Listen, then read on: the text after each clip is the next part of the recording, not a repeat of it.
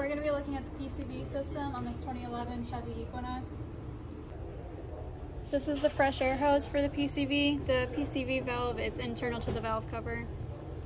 So we looked for a procedure, and the only procedure that we were able to find and test was testing the pressure at the oil dipstick, and we connected a pressure tester, and we are not able to get a good reading. So we're going to move on to a different vehicle, but we did also find on this vehicle that if an internal orifice was plugged, the causes or symptoms would be rough idle, high idle, stalling, or low idle speed.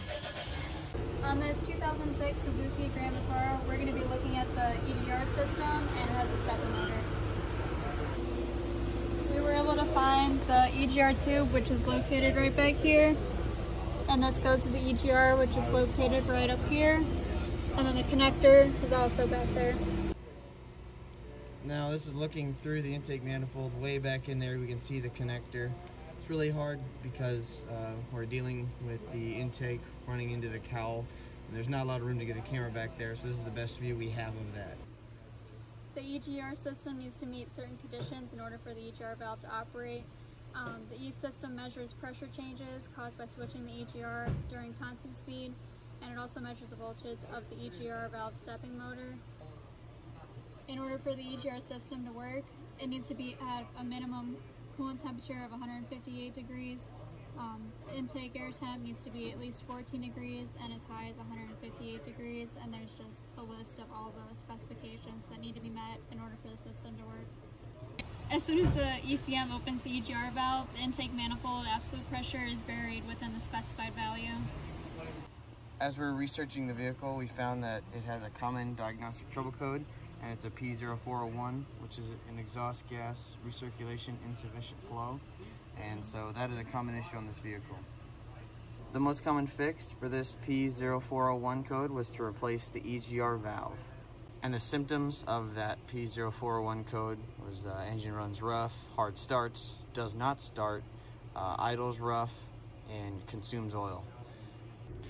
As we know, the EGR is located behind the intake manifold back here. Right here is our canister purge valve.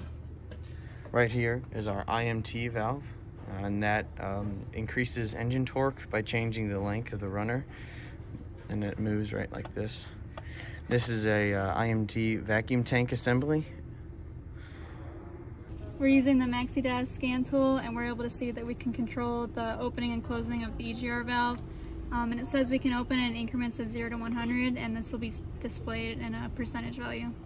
We've had the engine idling for about 5 minutes, and it's not quite at full operating temp, but it's idling pretty normal, and it's also in closed loop.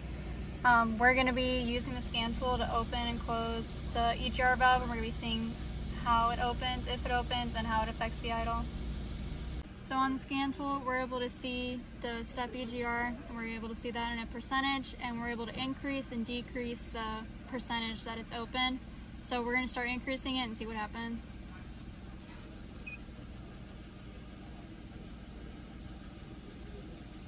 So 5%, nothing really happened.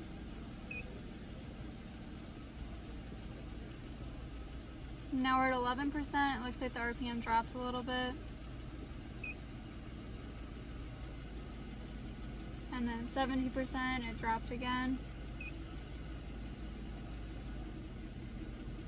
And then at 23, it kind of sounds like it's like struggling to idle, and it's even lower than it was before. And then 29, it kind of sounds like it's missing, and it's only at like 500 RPM.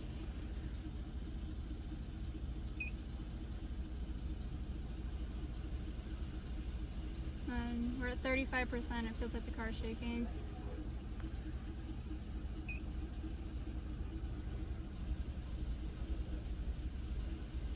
We're at 41%, it's just getting worse.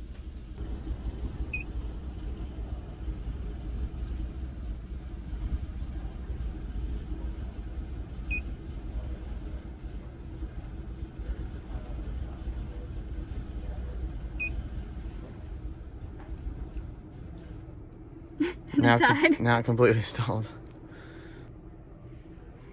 At 82% of the EGR valve being open, the engine died. So if the EGR valve was stuck open, the engine would probably die. And now we're going to return the EGR to normal operating condition at idle, which is off. And now we're going to see how the idle jumps back.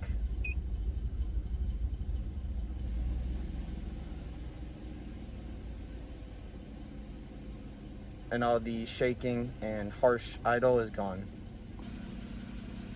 We found that if the EGR would be stuck closed, it wouldn't have an effect at idle. But if the EGR would be stuck open, we found that it would have a hard idle condition, rough idle, hard starting, or even a no start condition.